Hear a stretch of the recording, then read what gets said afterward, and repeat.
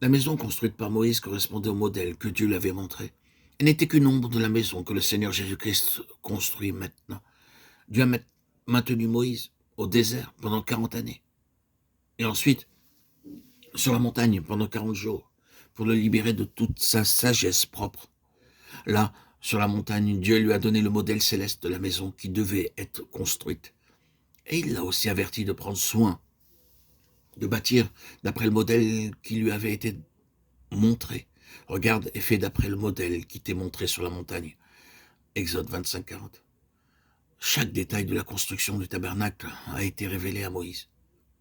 Personne ne pouvait changer le modèle, pas même Moïse. Le Seigneur Jésus-Christ construit maintenant avec notre participation la maison spirituelle. Aucun d'entre nous ne peut changer quoi que ce soit de ce modèle. En ces jours, les chrétiens sont divisés en de nombreuses dénominations telles que baptistes, ménonites, méthodistes, anglicanes, presbytériennes. En se constituant ainsi en groupe, les gens ont amené beaucoup de changements. Des ténèbres et de faux enseignements se sont également infiltrés dans l'Église.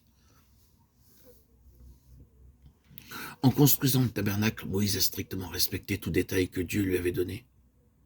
Ces mots, comme l'Éternel l'avait ordonné à Moïse, sont répétés 8 fois dans le chapitre 40 de l'Exode. C'est seulement alors que la gloire de Dieu a rempli le tabernacle. Si Moïse n'a pas pu se permettre la moindre altération en construisant la maison matérielle, comment pourrions-nous nous le permettre quant à la maison spirituelle? Mais beaucoup de serviteurs de Dieu opèrent ces changements et exécutent l'œuvre de Dieu avec la sagesse humaine. Et nous ne pouvons que constater au milieu d'eux défaites, manquements, stérilité et obscurité. La parole de Dieu nous avertit d'être très consciencieux en construisant sa maison. De même, si nous voulons participer de quelque manière à la construction de la maison de Dieu, il nous faut tout d'abord rester sous la seigneurie, la souveraineté et la royauté du Seigneur Jésus-Christ pour construire un grand édifice. L'ingénieur en chef se servira d'un plan et les maçons et les autres artisans se trouveront sous ses ordres. Ils devront exécuter ce qu'il dira.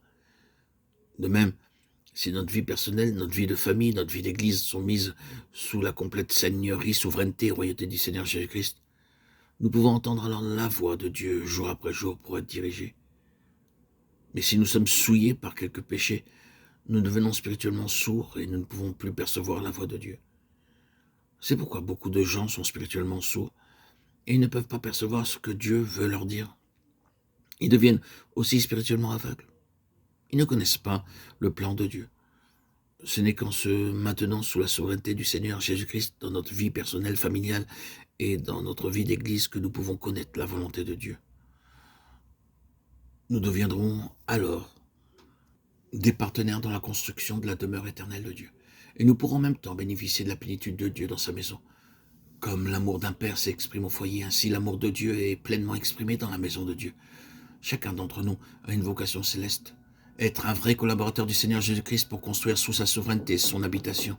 Nous pouvons prendre notre part dans la construction de ce sanctuaire glorieux pourvu que nous soyons disposés à nous placer sous sa souveraineté et sa seigneurie.